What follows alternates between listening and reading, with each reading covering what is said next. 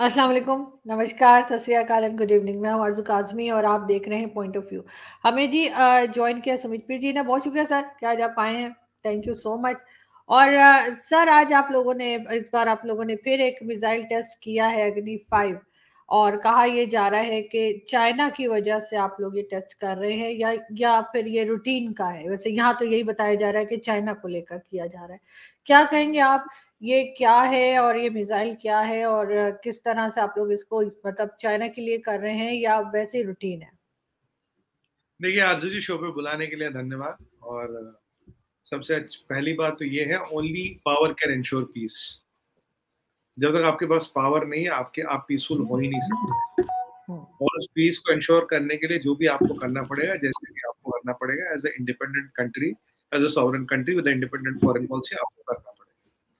आपको याद होगा जब हम ये मिसाइल टेस्ट करने की कोशिश कर रहे थे तो वो चाइनीज स्पाइस शिप आती जाती रहती थी। और मैं आपको बता दूं कि अभी एक डिफरेंस है।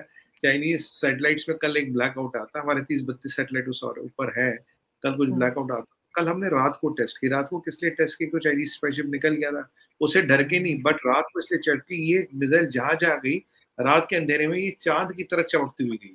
लोगों ने तो इसकी फोटो भी खींची। म्यांमार की एक न्यूज एजेंसी, उसने फोटो भी खींची इसकी, लाओस में, कंबोडिया में, ऑस्ट्रेलिया में, काफी जगह जहां से लोगों ने फोटो खींच खींच के लगाई। म्यांमार की एजेंसी ने भी लगाई थी। कल हमने एक बहुत इंपॉर्टेंट माइलस्टोन अचीव किया। क्योंकि माइलस्टोन क्या है, देखिए माइलस्टोन यहाँ ये अग्नि 5 कॉमन नाम लगता है, यार ये तो शुरू से टेस्ट हो रही क्या है। कल जो रेंज टेस्ट हुई है वो 5,500 किलोमीटर की हुई है, 5,400 5,500 किलोमीटर की। उस रेंज पे 5,000 किलोमीटर से जो आगे मिसाइल आप भेज पाते हो वो आईसीबीएम कहलाती है, इंटर कॉन्टिनेंटल बैलिस्टिक मिसाइल। तो उससे कम की जो होती है वो बैलिस्टिक मिसाइल होती है, they may not be qualified as intercontinental. और इसमें एक एक जो बॉम्ब्स को डिप्लॉय करने का सिस्टम वो एमआरआईवी है, जो मल्टीपल रीएंट्री व्हीकल्स के थ्रू आप बॉम्ब को डिप्लॉय कर सकते हो, मल्टीपल वॉरहेड्स को डिप्लॉय कर सकते हो। तो कल and nuclear capable ICBM with MIRV system we have become the fourth country in the world to have this capability. ये कैपेबिलिटी भी रशिया के पास है, भी अमेरिका के पास है। चाइना कहता उसके पास है पर कुछ खास उसका डेमोन्स्ट्रेशन किया नहीं है। और अगर माना कि चाइना के पास है भी, तो we are the fourth country to have that. और इस टेक्नोलॉजी के बाद, और ये समझिएगा, it's not ICBM, it is ICBM capable of carrying nuclear warheads with MIRV capability. MIRV में क्या है कि जब मिसाइल ऐसे जाती है, फिर एटमॉस्फेयर में ऐसे जाती है, फिर ये एंटर करती है, जो उसका टर्मिनेशन फेज होता है। टर्मिनेशन फेज में मिसाइल में 2-4 खसूसियत है जो इम्पोर्टेंट है। सबसे पहले मिसाइल को लाइट वेट किया गया है और इसका 50,000 किलो इसका वजन है। इसके अलावा इसमें 3 फेज का सॉलिड इंजन है। Thrust to weight ratio improve किया गया है और पहली बार ही आईसीबीएम की कैटेगरी में तो आई गई है। और एमआरवी का मतलब क्या है कि जब ये टारगेट को एक्वायर कर, मान लीजिए बेजिंग टारगेट है या चाइना टारगेट है, तो बेजिंग, शंघाई, नानजिंग, चंगडू, गुंगझौ, इन सब पे ये मल्टीपल वॉरहेड्स गिरा सकती एक बार में। ये नहीं कि एक मिसाइल एक वॉरहेड, एक मिसाइल मल्टीपल वॉरहेड्स। और जो वॉरहेड आएगा नीचे, उसकी स्पीड होगी मैक 24। तो मैक 24 पे किसी भी चीज को इंटरसेप्ट करना ऑलमोस्ट इम्पॉसिबल। तो आपने ऊपर यहाँ इंटरसेप्ट कर दिया इस फेज में, जो एटमॉस्फेयर में ऊपर चल रही, कर पाओगे। आगे अगर ये आ गई, मतलब टर्मिनेशन फेज में, तो तब आप इसको इंटरसेप्ट नहीं कर पाओगे। तो मेरा इसका अपना नाम है मिसाइल का, मैंने अपना एक नॉमेनक्लेचर किया है, चाइना किलर।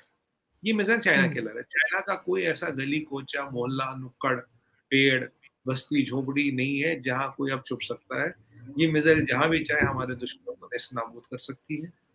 ये मिसाइल बनाने वाले अब चौथी कंट्री हो गए। इसके अलावा ये मिसाइल सबमरीन से भी लॉन्च हो सकती है, ये इंपॉर्टेंट है यहाँ पे। और हमारे पास ऑलरेडी एक आईएनएस अरिहंत है जो न्यूक्लियर पावर्ड सबमरीन है, जिसका रिएक्टर न्यूक्लियर पावर्ड बेसिकली। और उसमें हमने ये भी K4 मिसाइल टेस्ट की थी, जिसका रेंज भी 2200 किलोमीटर है। And it is also, it can carry a nuclear warhead but not a MRV, it's not a MIRV. Nuclear warhead को कैप्चर कर सकते हैं। तो जमीन से और पानी से अब हम किसी को भी चाइना में कोई भी कहीं पे भी उसको हम नेस्तनाबूद कर सकते हैं। ये एक बहुत इंपॉर्टेंट स्टेप है हमारी डिफेंस के लिए, वर्ल्ड की सेफ्टी के लिए। क्योंकि अल्टीमेटली जब आप पावरफुल होते तो दुश्मन के जो इरादे होते हैं वो पस्त हो जाते हैं। और यही पावर पीस को इंश्योर करता है। This power is basically to insure peace. अब हम वर्ल्ड की लॉजिस्टिक हब बन रहे हैं, वर्ल्ड की मेडिसिन आप मांग रहे हैं, food, fertiliser, granary, fuel, oil की बात करें हम, ये आप ग्रीन हाइड्रोजन की बात करें, आईटी की बात करें, मैन पावर की बात करें, मार्केट की बात करें, डीलिंग की और सप्लाई चेन्स की बात करें, सारी चीज इंडिया में आ रही है और इंडिया की सुरक्षा के लिए ये चीज जरूरी है। और कल नाइट टेस्टिंग इसकी की और कुछ लोग का मानना ये है कि ऑप्शन तो ऐसे 5-5.5 हजार किलोमीटर है, मतलब 5,400 से 5,500, कुछ लोगों का ये मानना है इसका रेंज जो है 8 से 10,000 किलोमीटर तक भी है, जो संभावना है, क्योंकि जब इसका thrust to rate weight ratio देखेंगे, इसके जो हम कहते हैं टेलीमेट्री पैरामीटर्स होते हैं जो उनको स्टडी करते हैं, जब मिसाइल उठती है तो कुछ पैरामीटर्स, कुछ निशान छोड़ जाती है, उनको स्टडी करने से काफी कुछ कैपेबिलिटी पता लगती है, इसीलिए वो चाइना का शिप यहाँ घूम रहा था। जब हम उसको देखते हैं तो इससे ये पता लगता है कि एक बहुत बड़ी उपलब्धि है। और मतलब इसके बाद चाइना से हमारी सुरक्षा बढ़ गई है, deterrence against China has increase. China को भी पता है और चाइना में आपको इसका एतराज करेगा, इधर उधर रोएगा डोएगा।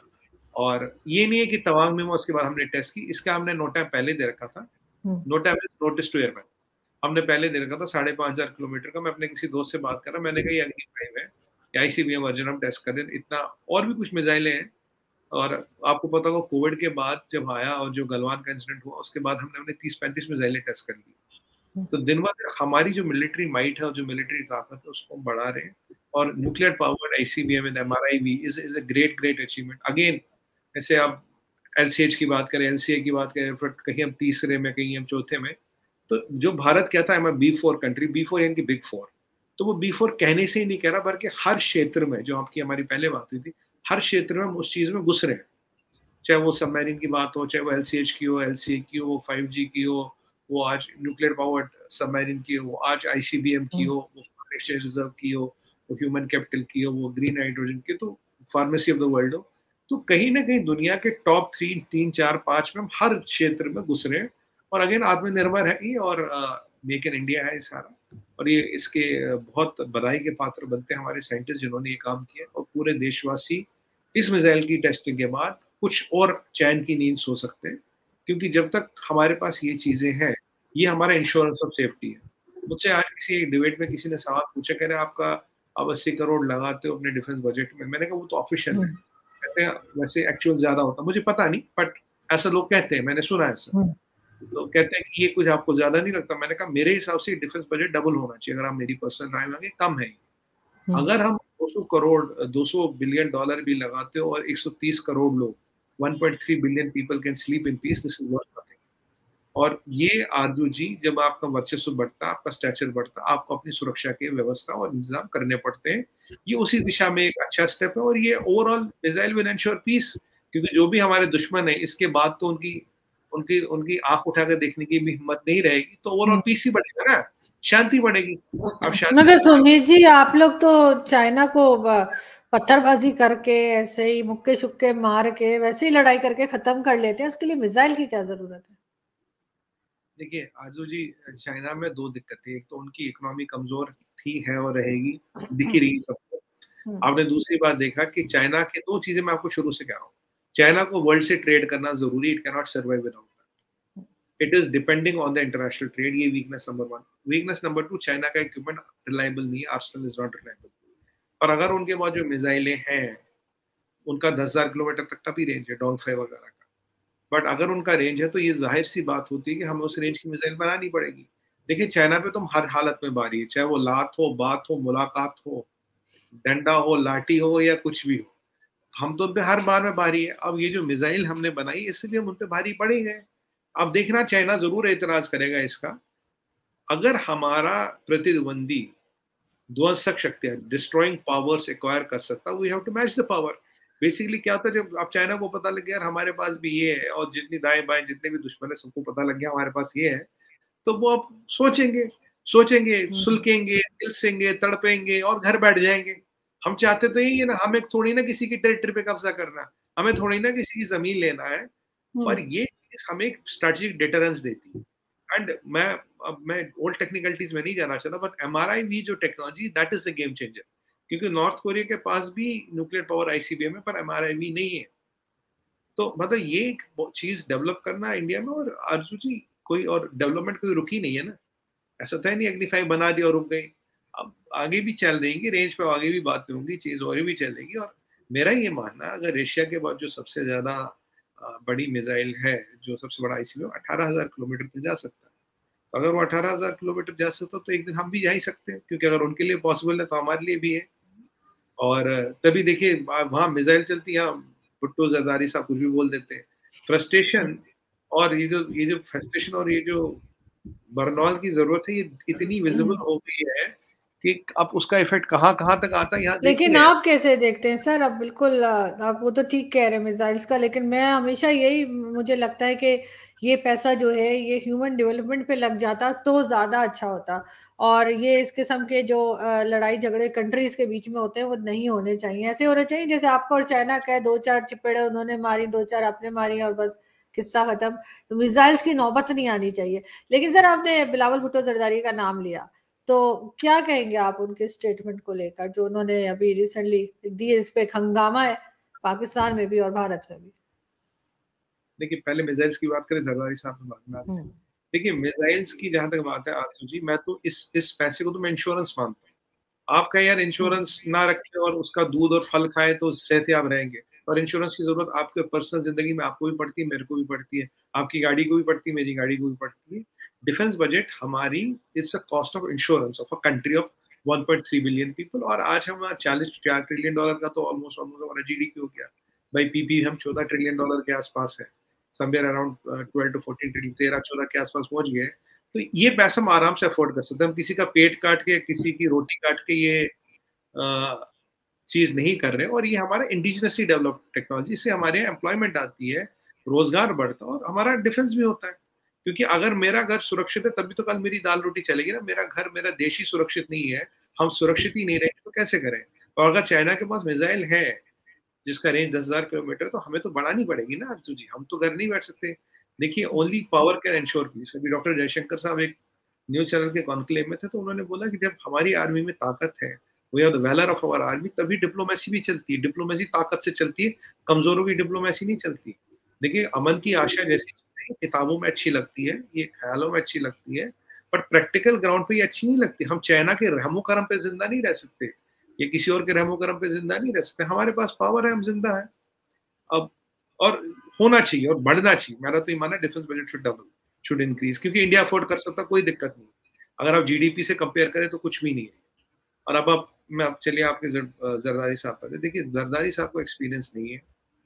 उन्होंने आज ये प्रूव कर दिया कि आप किसी भी बड़े खानदान के हो, आपके नाना कुछ रहे हो, आपकी मदर कुछ रहे हो, आपके फादर कुछ रहे हो, आप कहने को पॉलिटिकल खानदान में पैदा, ऑक्सफोर्ड से पढ़ के आए हो, और ऑक्सफोर्ड से पढ़ने के बाद भी जबान पे कंट्रोल और क्या कितना कहाँ बोलना है वो नहीं एक्सपीरियंस। अगर उन्हें डॉक्टर जयशंकर साहब का जवाब भी देना था, तो जिस लहजे में डॉक्टर जयशंकर साहब ने एक इंडायरेक्ट रेफरेंस लेके जवाब दिया, वो भी एक इंडायरेक्ट रेफरेंस लेके जवाब देते। पर्सनल जाना, देखिए अब उनके स्टेटमेंट में और मसूद अजहर के स्टेटमेंट में कुछ ज्यादा फर्क नहीं रह गया। तो फिर ये ऑक्सफोर्ड की पढ़ाई और ये खानदान और ये पॉलिटिकल क्लाउड, फिर फायदा क्या है? देखिए हमारे यहाँ कहते हैं कि आप एक अमीर खानदान में बात पैदा जरूर हो सकते हैं, आप सब कुछ हो सकते हैं, पर जब तक आप पे माँ सरस्वती की कृपा ना हो, आप में दिमाग नहीं आता। तो दिमाग का, अब दिमाग तो दुनिया की किसी मंडी में मिलता नहीं, अब सिखाए क्या कहाँ से? एक्सपीरियंस नहीं है। अब अगर 2-5 साल ही पहले कहीं असिस्टेंट रहते, फिर अब बढ़ते सीखते जवाब कैसे देना है। उत्तेजित होना या ना होना ये फॉरेन मिनिस्टर को शोभा नहीं देता। अगर आप मेरी माने तो आज के डेट में बिलावल भुट्टो जरदारी साहब पाकिस्तान के लिए लाइबिलिटी बन चुके हैं। You can not have a foreign minister talking like this, you can not. और आप ट्रेड की बातें करते हो, पीस की बातें करते हो, प्रॉस्पेरिटी की बातें करते हो, यहाँ कोई फर्क नहीं पड़ेगा। क्योंकि अगर मोदी जी की बात करें, भाई sessions court, high court, supreme court, SIT sub level से he is got clean chit, वो मसला नहीं है। बट क्या आप इतनी लेवल पे आएंगे? Will you reach this low and will you abuse the prime minister of other country? देखिए क्योंकि आप खुद एक फॉरेन मिनिस्टर है, आप कोई ऑर्डिनरी व्यक्ति नहीं है। आए फॉरेन मिनिस्टर तो मतलब आपने कहा ये पूरे पाकिस्तान ने कह दिया, तो now your statement has almost become a liability for Pakistan. Now will Pakistan want to live with this liability? Will Pakistan want to go with this liability? That's the call Pakistan has to take. But आज ये एक और चीज सिद्ध हो गई आरजू जी, खानदान,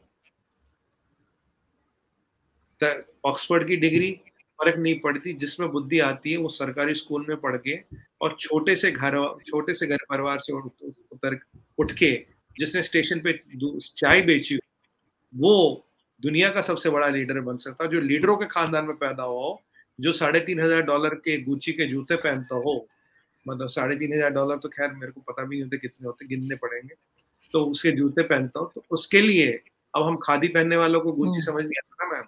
अब उन उन लोगों के लिए ये क्या है, मतलब आप देखिए उन लोगों के लिए, मतलब you are born with a silver spoon in your mouth, और आपको उसी का एरोगेंस हो गया, you cross all the red lines, you crossed all the diplomatic red lines. नहीं, आप बिल्कुल ठीक कह रहे हैं। मैं खुद इस उनके स्टेटमेंट को और उनकी इस बात को खुद सपोर्ट नहीं कर रही हूँ, और पूरा दिन आप लोगों के चैनल्स पे ही थी, लेकिन मैंने कहीं सपोर्ट नहीं किया। बिल्कुल इस तरह की ज़बान इस्तेमाल नहीं करनी चाहिए, इस तरह के जो है अपने आप को इस तरह नहीं दिखाना चाहिए, बहुत एम्बैरेसिंग है।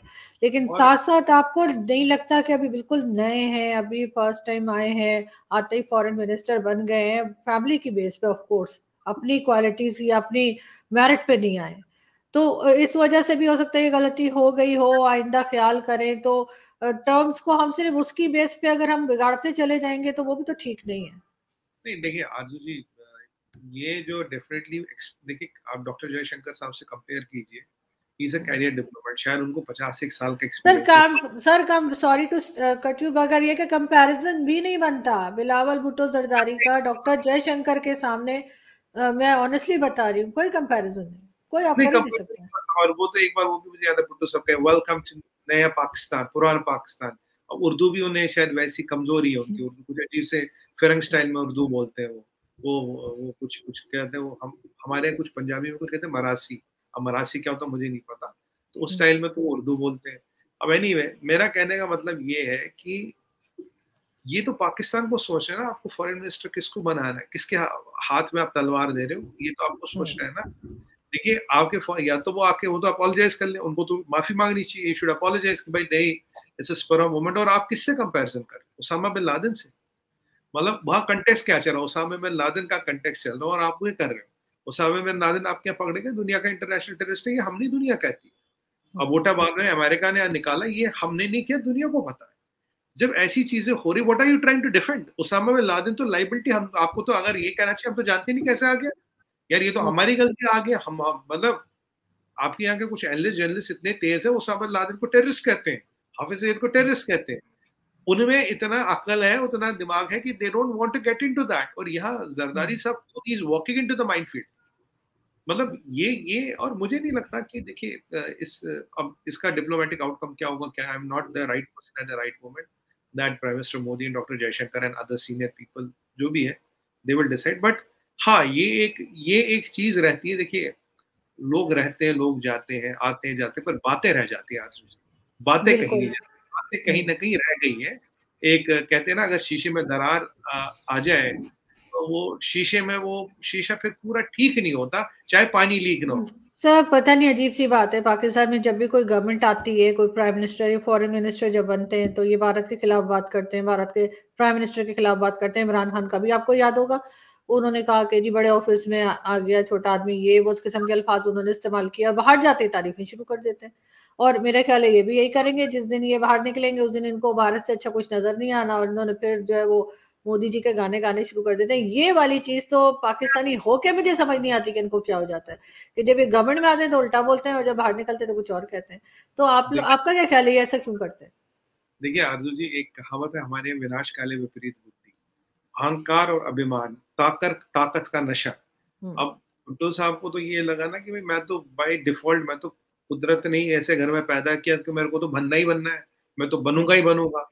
तो देखिए अगर मेहनत करके आए होते, अगर अब देखिए मोदी जी 15 से 20 साल तो संघ के प्रचारक थे, गली कोचों की खाक छानी, फिर 15 साल सीएम रहे, फिर अब 8 साल से पीएम है। 50 साल जिस आदमी ने राजनीतिक कैरियर अपना बनाया हो, गली कोचे से उठ के ट्रेन में बस में सफर करने के बाद वो यहाँ आए हैं, तो उनको पता क्या है। अब डॉक्टर जयशंकर आईएएस करके क्लियर आए, इंडियन फॉरेन सर्विस, इतनी जगह डिप्लोमेट रह चुके, 4-5 लैंग्वेज बोल लेते हैं, दुनिया भर में घूमे, अब पता नहीं कितना घूमे, उस पर तो किताब लिखी जाएगी कभी कभी इतनी मोटी। तो अब वो लोग उस पोस्ट पे बैठे, उन्हें एक एक्सपीरियंस, एक तजुर्बा, उनका एक प्रैक्टिकल एक्सपीरियंस। यहाँ तो इसलिए बैठे ना, आपका नाम बिलावल भुट्टो जरदारी है और तो आपकी कोई क्वालिफिकेशन है नहीं। मैं ये भी कहता हूँ, मैं with a lot of conviction, लोग शायद को अच्छा नहीं लगा, अगर पाकिस्तान का कोई सीजन डिप्लोमेट हो तो ऐसे बात नहीं करता। अगर बिल्कुल आपके नहीं करता। वो ऐसे कभी बात नहीं करता है, क्योंकि यही फर्क है। मैंने एक ट्वीट भी आज किया था, मैंने कहा एक्सपीरियंस डज मैटर। इतना एक लाइन होती है, एक्सपीरियंस मैटर्स, वो उन्होंने साफ सच करके दिखाया। तो ये हमारे राहुल गांधी जी भी वैसे बहुत उल्टे सीधे बयान देते हैं। तो वो भी आज कह रहे चाइना ने इतने किलोमीटर लिया, चाइना कुछ वॉर की तैयारी कर रहा, पता नहीं उन्हें कौन कौन खबरें दे जाता, कहाँ खबरें दे, और उन्हें क्यों दे जाता और किसी को नहीं दे जाता। हाँ, बाकी भुट्टो साहब जब हटेंगे फॉरेन मिनिस्ट्री से तब जरूर ये बोलेंगे। और मैं तो ये कहता हूँ, he should issue an unconditional apology and से इट्स अ स्पर मूवमेंट। और आपका फ्रेम फ्रीज हो रहा है सर। हाँ, जो इनका दिल कहे आरजू जी वो कहेंगे, हम कुछ बोल नहीं सकते। बट नहीं दिस इज मैं, अगर आप मुझसे पूछेंगे, it's a diplomatic disaster ma'am, it's a diplomatic disaster on behalf of Pakistan. हमारे यहाँ तो ये टॉलरेट नहीं होगा। आपके यहाँ क्या होगा क्या नहीं होगा, भगवान जाने। No comments on that. अब देखते हैं यहाँ से क्या होता है। लेकिन वैसे ये है कि चाहे वो आपके प्राइम मिनिस्टर नरेंद्र मोदी जी हो, चाहे आपके फॉरेन मिनिस्टर डॉक्टर जयशंकर हो, दोनों सीनियर्स हैं। और मेरा ख्याल है बिलावल भुट्टो जरदारी को इस तरह की जबान इस्तेमाल नहीं करनी चाहिए थी। और डेफिनेटली उनको जो है वो माजरत या उनको सॉरी बोलना चाहिए, उनको एक माफी मांगनी चाहिए, क्योंकि वो जूनियर हैं और उससे उनकी कोई इंसल्ट नहीं होगी, उनकी उल्टा रिस्पेक्ट होगी अगर उन्होंने अपनी गलती को मान के अपने से बड़ों से माफी मांगी, तो जो कि उन्होंने गलत किया। एज अ पाकिस्तानी मैं बिल्कुल इस चीज को समझती हूँ और मानती हूँ कि उनकी तरफ से गलत किया गया। ठीक है, आपको उनकी पॉलिसी से इख्तलाफ हो सकता है, आप समझ सकते हैं कि वो सही नहीं कर रहे, लेकिन उसके लिए इस तरह की जबान इस्तेमाल करना हरगिज सही नहीं है। जी, और बहुत आरजू जी, शुक्रिया सर। जी जी डिप्लोमेसी में पर्सनल कमेंट वो बेबुनियाद वाहियात कमेंट, अनडिप्लोमेटिक अनसिविलाइज कमेंट तो कहीं पे एक्सेप्टेबल नहीं है। आप अपना ही डिप्लोमेटिक कैरियर खत्म कर रहे हैं। मोदी जी का क्यों, डॉक्टर जयशंकर जी का कुछ क्यों, वही खड़े हो। वो एससीओ G20 सब चल रहा है हमारे यहाँ। Now where have you landed yourself, that is the introspection mister Zardari have to. बिल्कुल। और ये जो लोग पॉलिसी मेकर्स हैं जो लेकर आते हैं, ये उनको सोचना है कि आप किसको किस सीट पे बिठा रहे हैं, और अगर बिठा रहे हैं तो उनको क्या सिखा पढ़ा के बाहर भेजा जा रहा है और उन्हें कैसे बात करनी है। ये भी एक ट्रेनिंग का हिस्सा होना चाहिए। बहुत शुक्रिया जी सर, आप कुछ कह रहे हैं। वो कहते हैं ना, कहते बंड मुट्ठी लाख की खुल जाए तो खाकिया सच हो गया। बिल्कुल ऐसा ही है सर, बहुत शुक्रिया, थैंक यू।